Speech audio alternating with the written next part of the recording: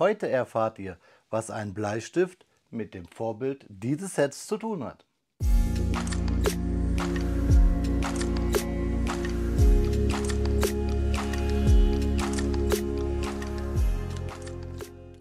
Willkommen in der Noppenklötzchen-Scheune. Mein Name ist Blockstar und Freunde, ich stelle euch heute die aktuelle Limited Edition aus dem Hause Kobi vor. Es wird eng in euren Regal. Die 5753, die Dornier Do 17Z2. Und welche Geschichte dieses Flugzeug mit einem Bleistift hat oder generell Bleistiften, das klären wir im Verlauf dieses Videos. Aber kommt mit mir jetzt erstmal hier auf den Bautisch und schreibt mir mal in die Kommentare, was ihr glaubt, welche Limited Edition Nummer ich hier habe. Ich bin gespannt, wir sehen uns auf dem Bautisch.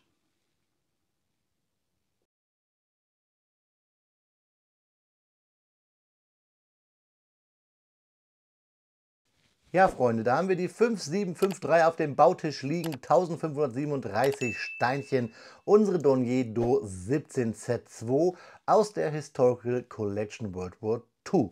Zwei Minifiguren, deswegen auch unter anderem Limited Edition, weil diese weiße Leutnantfigur der Luftwaffe gibt es nur in diesem Set.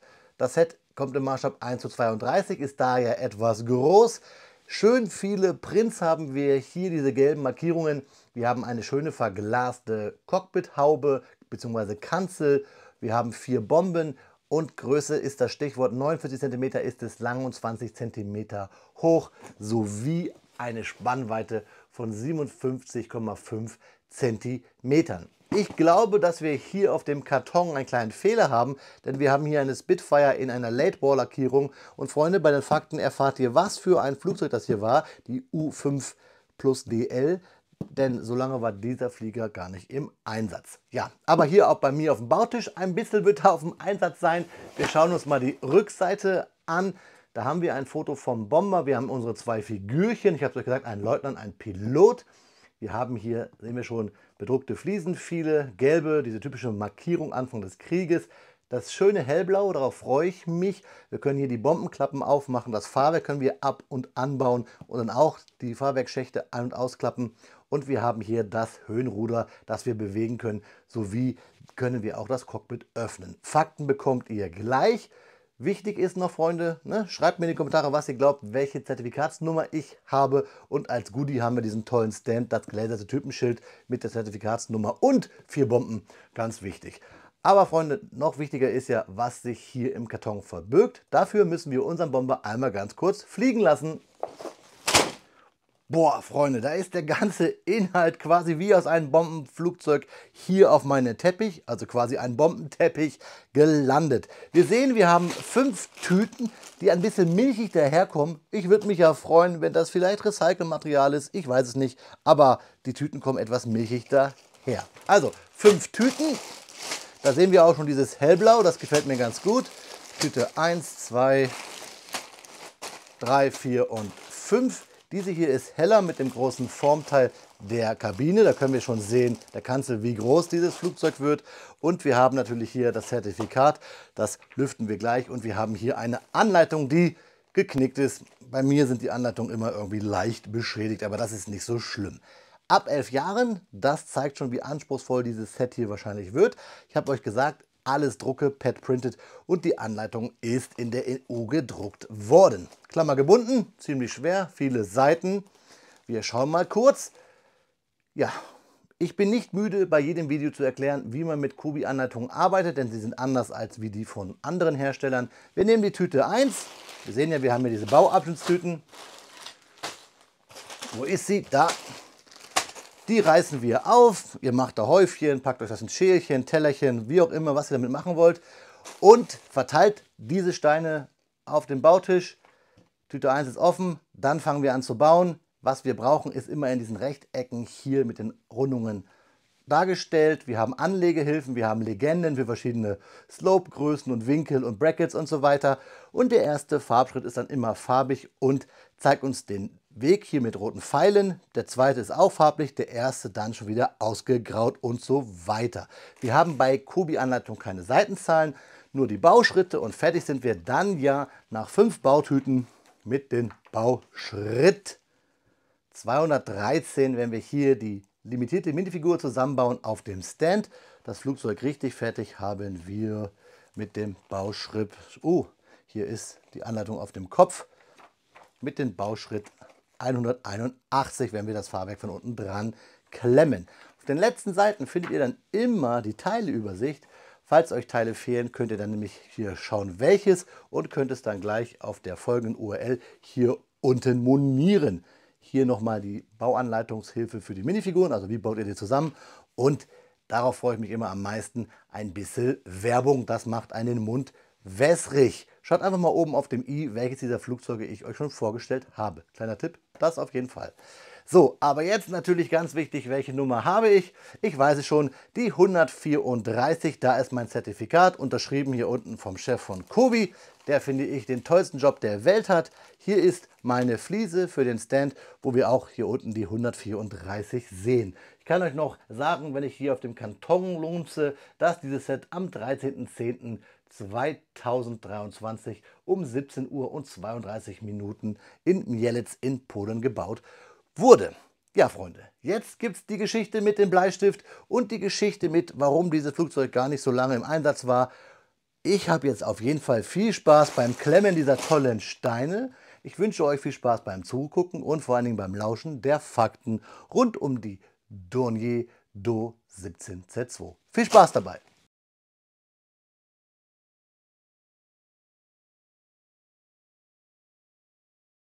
Speedbildzeit ist Faktenzeit und natürlich sprechen wir heute über das historische Vorbild.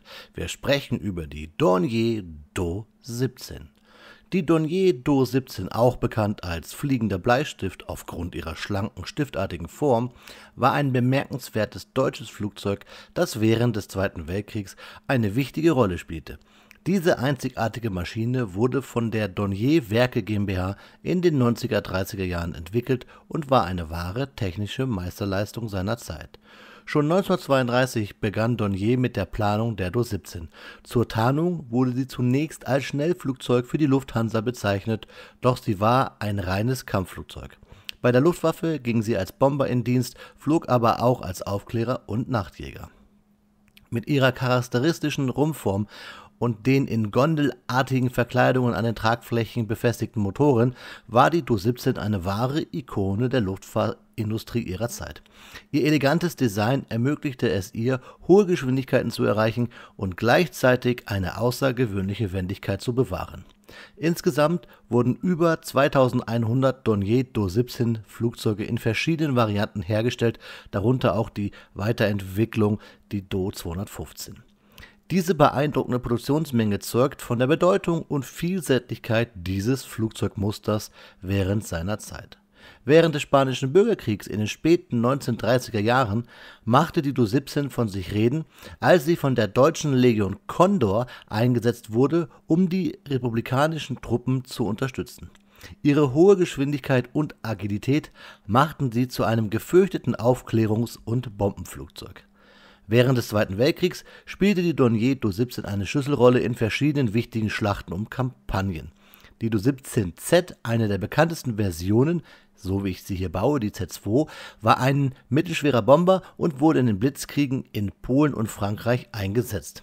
Trotz ihrer Beliebtheit hatte die Do 17 ihre Nachteile, da sie nur schwach gepanzert war und über keine ausreichend Feuerkraft verfügte. Dennoch trug sie wesentlich zur Entwicklung taktischer Luftwaffenplanung und Koordination bei. Später im Krieg wurde die Do 17 für Nachtjagdmissionen umgerüstet, bei denen sie mit Radarsystemen und stärkeren Waffen ausgestattet wurde. Dadurch konnte sie alliierte Bomberangriffe in der Nacht abwehren und wurde zu einer gefürchteten nächtlichen Jägerin.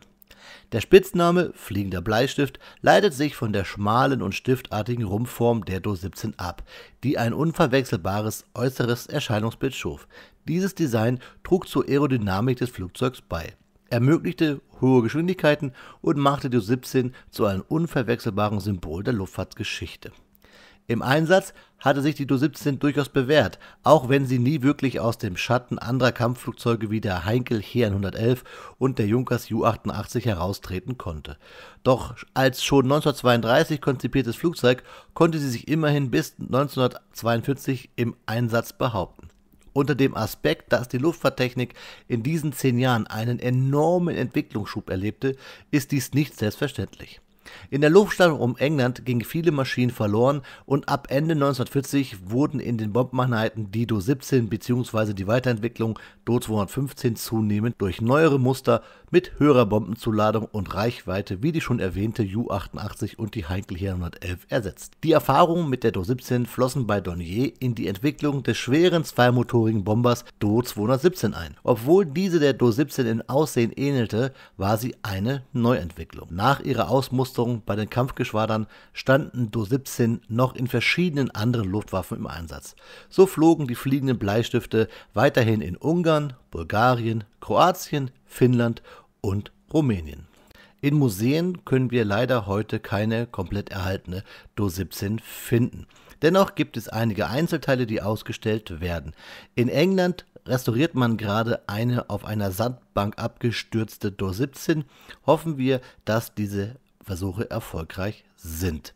Dieses bemerkenswerte Flugzeug bleibt also ein fantastisches Beispiel für die technologische Entwicklung und die taktische Anpassungsfähigkeit seiner Zeit. Vom Schnellflugzeug zum Kampfflugzeug, zum Aufklärer, zum Museumsstück. Ja, Freunde, das waren die Fakten zur Dornier Do 17 Z2. Aber Freunde, dranbleiben lohnt sich heute, denn wenn ihr später nach diesem Review, was jetzt gleich folgt, Detailbilder bekommt von dem Set, dann gibt es noch einmal Fakten zu genau dieser Maschine, die Kobi hier nachgebaut hat, zu der Kennung. Da gibt es nämlich eine tragische, lustige Geschichte, die erzähle ich euch definitiv. Also gibt es heute quasi zweimal Fakten für euch. Ich wünsche euch jetzt viel Spaß beim Klemmbaustein-Review des Kobi-Sets 5753. Viel Spaß dabei. Ja, Freunde, nach 5 Stunden, 5 Stunden Bauzeit steht sie da, unsere Dornier Do 17 Z2 im Maßstab 1:32 aus dem Hause Kobi, die 5753 Limited Edition. Und Freunde, was soll ich sagen? Als ich angefangen habe, dieses Set zu klemmen, war ich genervt. Ich habe zu meiner Partnerin gesagt, die einmal beim Bauen reinkam und meinte, na, wie ist es? Habe ich gesagt, boah, eigentlich habe ich jetzt schon keinen Bock mehr. Weil, und das ist bei so einem Set nun mal so, und ihr seht es ja hier, wir gebaute Tarnung haben und der Flügel sehr kleinteilig ist. Aber, und jetzt kommt das große Aber, mit jeder Minute mehr Bauzeit hat mir dieses Set Bock gebracht. Richtig Bock. Und ich muss echt sagen, ey Kobi, krass, was seid ihr denn da am Spinnen, so ein geiles Teil wieder rauszuhauen. Die Ju-88 als großer Bomber war schon cool. Die B-24 hat auf jeden Fall auch was gehabt, riesiges Teil. Aber hier die Do 17 im Maßstab 1:32 schießt für mich mit Verlaub den Vogel ab. Ich habe einfach von Anfang bis zum Ende, wenn man mal diese 10 Minuten des ersten Bauabschrittes mal wegnimmt, nur Spaß gehabt an diesem Flugzeug. Und ich habe es in einer Nacht fast durchgebaut, weil ich einfach süchtig danach war. Kobi macht hier eigentlich gar nicht viel Neues. Es liegt vielleicht auch an dem historischen Vorbild. Es liegt halt an dieser Form, die dieses Flugzeug hat. Ich habe euch ja die Geschichte mit dem Bleistift eben gerade bei den Fakten erzählt. Und ich finde eigentlich, das passt gar nicht so richtig. Aber nun gut, ist halt so. Aber wirklich dieses Flugzeug zu klemmen, das ist richtig cool. Und ich glaube, also Glauben ist ja immer so eine Geschichte, ist ja immer individuell. Aber für mich vielleicht das beste Flugzeug, was Kobi je auf den Markt gebracht hat. Ich weiß, dass das Beste, Schlechteste immer schwierig ist, weil Kobi ja auch viel rausballert, aber das hier hat einfach wirklich Bock gemacht. Und das, obwohl wir hier 2 große Formteile haben, um diese charakteristische Frontsektion hier darstellen zu können. Aber ich bin richtig hin und weg. Und ich weiß auch gar nicht so richtig, wo ich anfangen soll. Vielleicht fange ich einfach mal an mit dem Üblichen.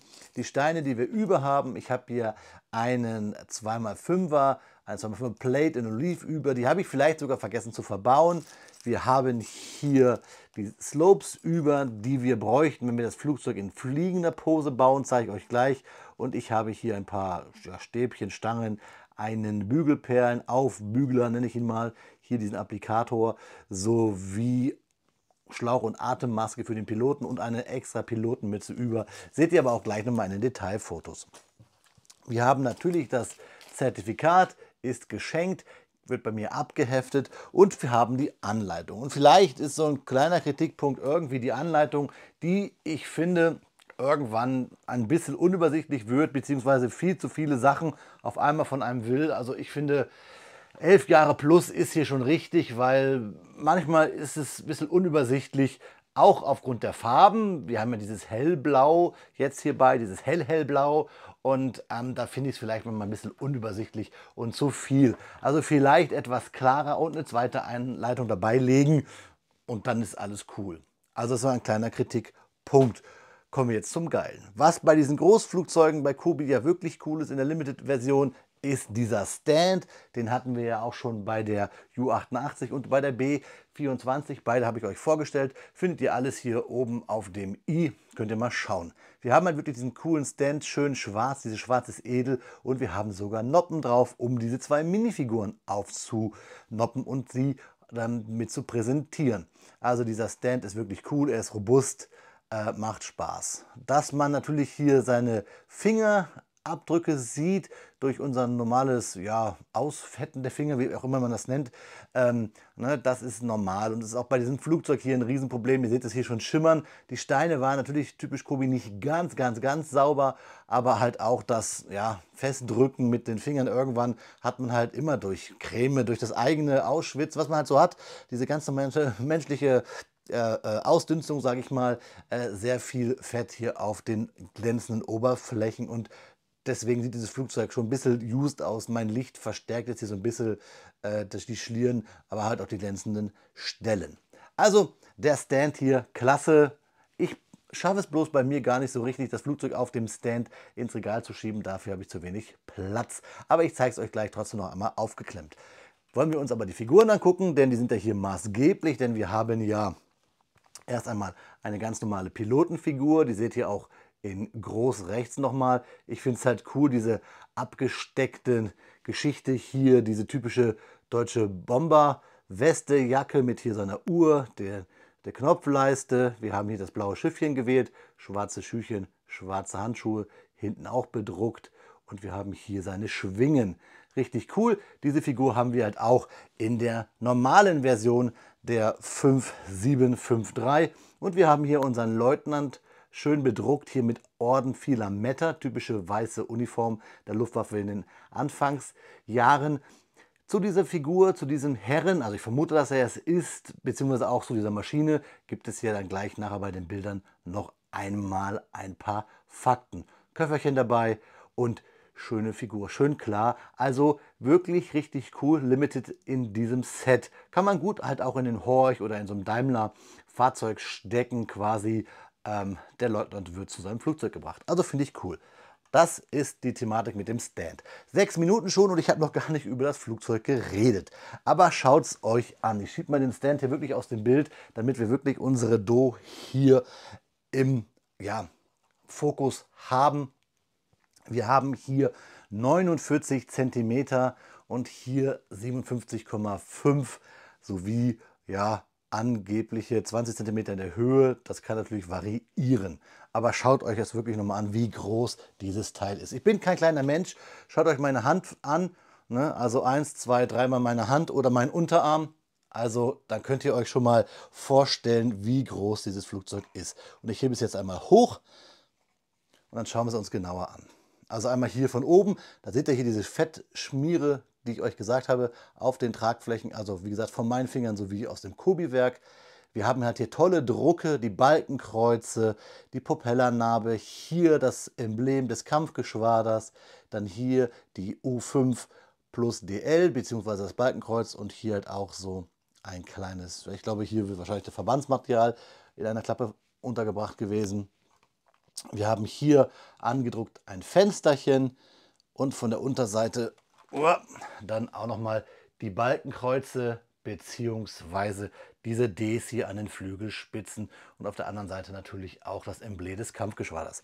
Schauen wir mal gleich von unten, weil diese Farbe ist ja da neu bei Kobi, diese Neuerung, richtig cool, weil Kobi hier wirklich, schaut mal, wirklich fast alles, was geht, unten zugekleistert hat, beziehungsweise ich beim Bauen mit diesen dünnen Fliesen. Alleine diese Flügelsektion, schaut mal, sie ist ja sehr massiv, wenn ihr mal hinten guckt, wie breit das auch ist. Hier dieses ja, so konisch zulaufende hat richtig Bock gemacht zu bauen. Plus dieses hellblau an sich, was finde ich sehr gut aussieht. Wir haben die Fahrwerksgondeln, da können wir wieder hier das Fahrwerk so rausnehmen. Gebaut hatten wir ja auch schon bei der B24.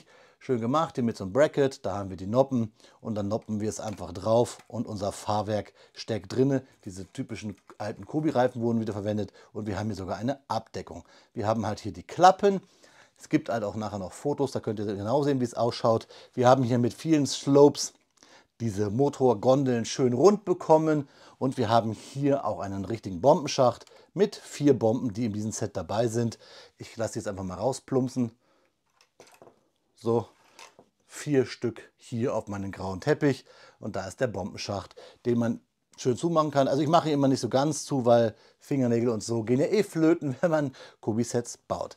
Dann haben wir halt hier rückwärtigen MG-Schützen aus dem Bombenschacht, hier mit dem MG, hier haben wir Verglasung, das ist auch sehr kompakt, hier habe ich mich ein paar Mal verbaut, die auch das MG für den Bombenschützen, hier natürlich dran gemacht mit Bracket in Transclear, der dahinter steckt und wir haben die Cockpit-Verglasung mit auch MG-Schützen nach hinten und nach vorne. Wir können es hier abmachen, da haben wir dieses Formteil und wir sehen sogar, dass wir hier bedruckte Elemente haben. Wir haben hier, ich packe es mal näher ran, wir haben hier Instrumente hier vorne und halt auch hier hinten. Hier in dieses C-Claim kommt dann noch dieser Schlauch beziehungsweise hier in dieses Teil mit dem Loch für die Atemmaske. Ich habe es jetzt mal abgenommen und in die Tüte gepackt, weil ich wahrscheinlich die Figur mit der Atemmaske auf den Stand packen werde. Also das alleine ist schon cool, macht auch Spaß zu bauen. Und dann diese tollen Motorgondeln, schön rund.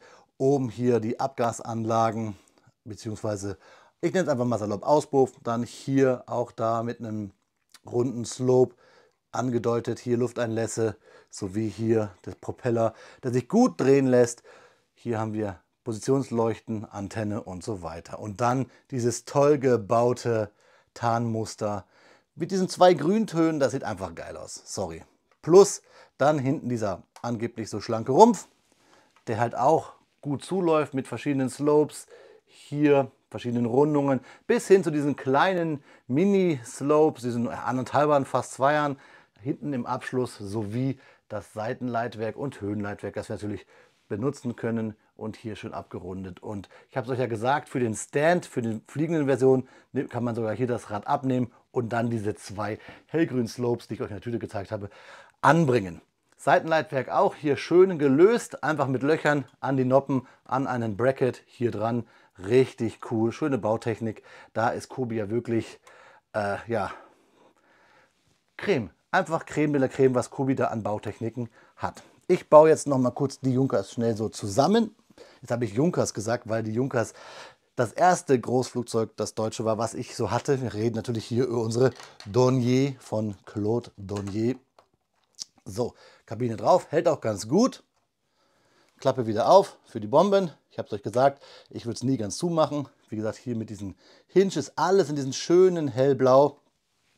Und die 4 Bomben passen auch ganz gut da rein. 1, 2, 3, 4. Also ich muss sagen, ich bin jetzt nicht so der Fan von diesen Anzahl der Bomben, denn ja, Kobi macht da gerne ja immer mal so ein Spiel raus nach dem Motto, ja, bei der Limited Edition, da gibt es dann aber 4 Bomben, bei der normalen nur 3. Das ist irgendwie ein bisschen blöd. Ja, ich zeige es euch nochmal von oben, von vorne, von der einen Seite, von hinten und von der anderen Seite sowie von unten. Und das wird jetzt ein bisschen schwierig, weil wie gesagt, kaum Platz. Wie gesagt, also mein ganzer Unterarm ist hier die Dornier. Und jetzt packen wir sie auf dem Stand. So. Und da steht sie dann auf dem Stand mit den Figuren schräg angewinkelt. Richtig nice. Also, ich habe hier wirklich nicht viel zu meckern. Ich habe über die Anleitung gemeckert. Bei den Steinen kann ich nichts meckern, außer dass sie halt ein bisschen schmierig waren. Der Bauspaß ist da, es funktioniert alles, wie es soll. Über den Preis kann man streiten, wenn ihr euch nicht auf diese Figuren fixiert oder auf die gelben Markierungen, dann kauft ihr auch einfach die 5754. Die hat dann 1380 Steinchen ungefähr und hat halt die Figur weniger, den Stand, glaube ich, und eine Bombe weniger, sowie nicht die gelben Markierungen. Kommt von einem anderen Kampfgeschwader. Schreibt mir eure Meinung mal dazu gerne in die Kommentare. Ist euch so ein Set 120 € wert? Möchte ich gerne wissen. Aber ich habe es euch versprochen, es gibt jetzt noch mal ein paar Detailfotos, dann könnt ihr noch mehr gucken. Eine Sache fällt mir noch gerade ein, vielleicht sieht man es hier. Hier ist so ein bisschen so eine Kante drin, denn diese vielen Fliesen, das heißt natürlich, wenn man mit dem Set fertig ist, immer mal wieder andrücken, andrücken, andrücken, andrücken und immer wenn man es in der Hand hält, auch immer noch mal so ein bisschen von beiden Seiten hier die Fliesen andrücken, damit es ordentlich hält. Das tut es aber mit der Zeit, wenn man es hochhebt und so weiter, gerade in dem Gondelbereich oder hier vorne, da gehen die Fliesen schon mal wieder hoch. Aber bei der Menge, glaube ich, ist das fast normal. So, das waren jetzt fast 15 Minuten. Freunde, wie gesagt, jetzt gibt es noch einmal Fakten zu genau dieser Maschine, zur U5DL und zu den Piloten sowie natürlich die Detailbilder. Und dann schauen wir uns zum Abschluss noch einmal in die Augen, liebe Freunde.